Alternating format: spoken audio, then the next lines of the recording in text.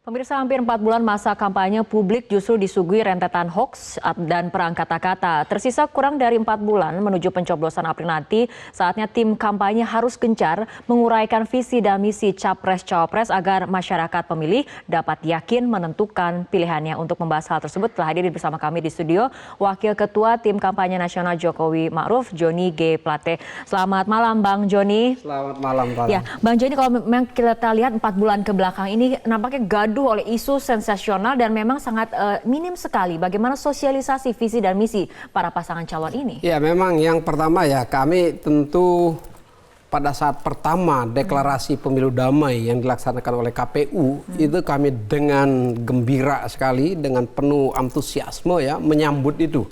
Ya, dengan harapan pemilu itu dimulai, lalu yang ditampilkan di ruang publik itu adalah gagasan-gagasan yang brilian dari para pasangan calon untuk mendiagnosis masalah bangsa apa dan apa ya jalan keluar atau usulan programnya. Tapi faktanya sayangnya ya 3,5-4 bulan awal ini betul-betul ruang publik itu didominasi oleh kegaduhan, oleh berita-berita bohong, berita-berita yang tidak tervalidasi datanya ya, hoax ya dan seterusnya ini.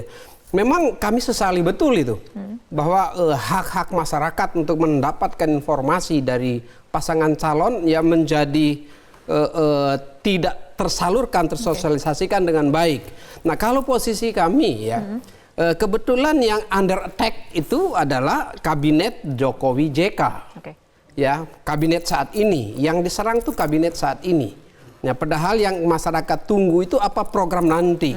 Nah, karena kabinet ini yang diserang dengan harapan bahwa kelemahan kabinet ini, kelemahan Pak Joko Widodo atau kekurangan atau pekerjaan yang belum diselesaikan oleh Pak Joko Widodo, Pak JK, itu dianggap sebagai keunggulannya pasangan calon 02 Pak Prabowo dan Pak Sandiaga yang sebetulnya tidak betul sama sekali. Tapi apakah Bang Joni artinya TKN juga ikut disibukkan untuk mengcounter isu-isu itu? Akibat dari itu ya, maka untuk memastikan ruang publik diisi dengan hal-hal yang benar, dengan hal-hal yang tervalidasi dengan betul ya, maka kami terpaksa harus menyajikan informasi, harus melawan hoax ya, harus secara tegas menyampaikan itu salah yang berakibat pada ruang publik diisi dengan saling membantah. Nah, ini yang kami sesali ya. Padahal kami sudah siap betul, walaupun pada saat di mana kami dalam posisi defense ya, mempertahankan agar informasi yang salah itu diklarifikasi ya, agar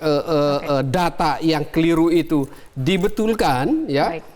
Di saat yang sama kami coba sisipkan ya apa yang menjadi visi dan misi Pak Jokowi Kiai Ma'ruf dalam hal ini ya, yaitu meneruskan jalan perubahan ya, menuju Indonesia yang berdaulat, yang bermartabat, yang berkepribadian melalui kegotong royongan kerjasama, kegotong royongan politik itu disisipkan. Baik, Bang Joni, ini ada 3 bulan sisa masa kampanye. Artinya nanti yang menyampaikan visi dan misi ke depannya ini siapa yang akan tampil? Paslonnya kah, tim sesnya atau siapa? Nah, 3 bulan yang tersisa ini tentu masyarakat sangat menunggu ya, supaya jangan disia-siakan. Masih cukup waktu ini untuk disosialisasikan. Yang punya tugas itu siapa? Sebetulnya kami melakukan sosialisasi dari awal dengan cara yang berbeda. Karena ruang publik itu diisi dengan kegaduhan ya, dengan hoax dan fitnah. Kami mengambil cara lain ya. Sosialisasi itu dilakukan melalui kampanye mikro. Sosialisasi itu dilakukan melalui target-target mikro. Sosialisasi itu dilakukan melalui kanvas politik dengan mendatangi masyarakat dan menceritakan pada mereka. Oleh siapa saja? Oleh seluruh tim. Timnya terdiri dari mana?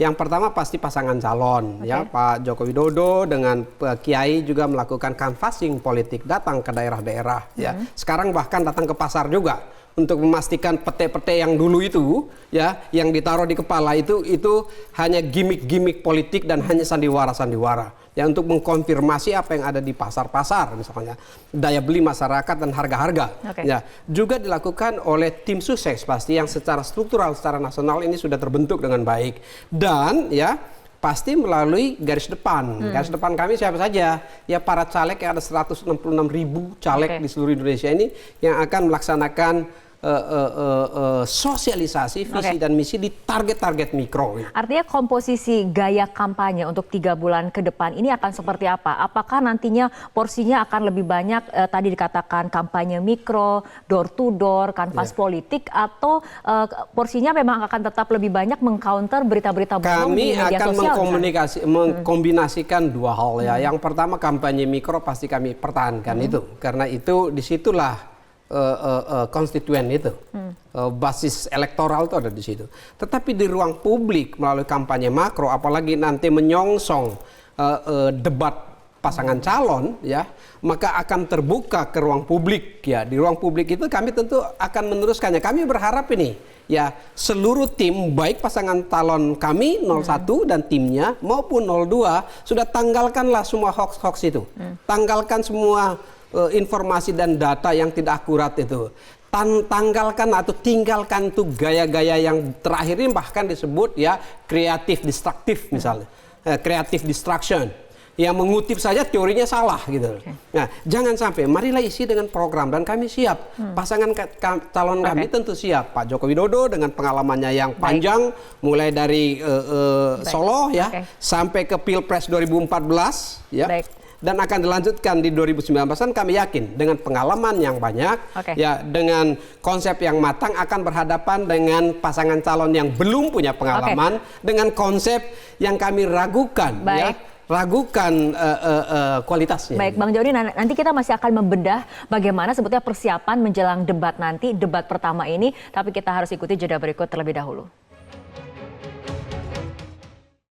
Pemirsa, sebelum kita melanjutkan perbincangan masih bersama Wakil Ketua Tim Kampanye Nasional Jokowi Ma'ruf, Johnny G. Plate, kita simak tanggapan masyarakat yang mengaku belum pernah mendengar kedua pasangan Capres-Cawapres mensosialisasikan visi misi yang akan dibawa dalam 5 tahun mendatang. Padahal visi misi tersebut dijadikan sebagai indikator penentu dalam menentukan pilihan di Pilpres 2019. Dari Capres dan Cawapres sejauh ini? Belum pernah tuh, belum pernah. Yang pernah didengar? Ya paling yang didengar itu kayak dari berita-berita hoax, kayak terus saling caci maki gitu berita-beritanya gitu sih. Kamu sudah pernah mendengar visi misi dari Capres dan Cawapres kamu? Belum, Mbak. Belum pernah ya? Iya. Dan ketika Ibu memilih dalam Pilpres, Ibu lebih mengutamakan visi misi atau identitas dan latar belakang dari pasangan calon? Kayaknya visi misi ya, Mbak ya. Visi misinya. Ya.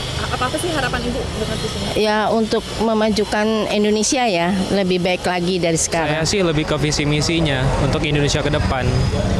Nggak ngelihat dari sisi latar belakang dan segala macam. Yang Mas harapan untuk Indonesia ke depan? Ya Indonesia bisa lebih maju, bisa berkembang, nggak seperti sekarang ini dengan kekisruhannya. Ya, Bang Jody, sebelum kita berbicara mengenai persiapan debat, tadi kita sudah dengarkan bagaimana tanggapan masyarakat bahwa rasanya masih belum tersentuh oleh visi misi dari paslon yang akan berkontestasi nanti. Iya, ya betul. Makanya visi misinya Pak Prabowo Kiai Ma'ruf ini, ya, ini kan petahana. Jokowi Kiai Ma'ruf. Pak Jokowi Kiai Ma'ruf ini kan petahana, ya. Karena petahana pasti kan visinya adalah meneruskan jalan perubahan. Ya, meneruskan jalan perubahan untuk kemajuan Indonesia yang disebut dengan Indonesia yang bermartabat, Indonesia yang mandiri, Indonesia yang berkepribadian melalui kegotong royongan nasional kita. Itu misinya yang diterjemahkan di dalam 9 misi program gitu ya. Nah, yang akan didebatkan ini misi ke-6. Ya. Misi ke-6 itu yang terkait dengan penegakan hukum, HAM dan tindak pidana korupsi gitu. Dan itu sangat jelas kalau Pak Joko Widodo dan Kiai Ma'ruf kan kita tahu persis ya. Kalau tindak pidana korupsi misalnya, kan itu terbebas betul ya. Tidak tersangkut, tidak terkait sama sekali. Ya, bahkan selama ini dalam pemerintahannya menghormati betul independensi lembaga-lembaga hukum untuk melaksanakan tugas-tugasnya sesuai norma dan aturan hukum yang berlaku. Walaupun dalam banyak kesempatan Presiden itu seolah ditarik-tarik ya, supaya menggunakan semua kewenangan mengintervensi proses hukum. Nah, di sini kehebatannya Pak Joko Widodo tidak tergoda untuk menggunakan kekuasaannya mengintervensi hukum, tapi betul-betul menggunakan hukum sebagai acuan penegakan hukumnya. Sama halnya di tindak pidana korupsi misalnya. Pak Joko Widodo dan Kiai Ma'ruf Amin ini nggak ada itu isu-isu yang terkait dengan tindak pidana korupsi. Nggak. Demikian pula HAM. Ya, apalagi terkait dengan HAM. Tapi masyarakat pada saat 3 bulan ke depan ini sebelum memilih pasti perlu mengetahui rekam jejak pasangan calon. Oke. Rekam jejak di bidang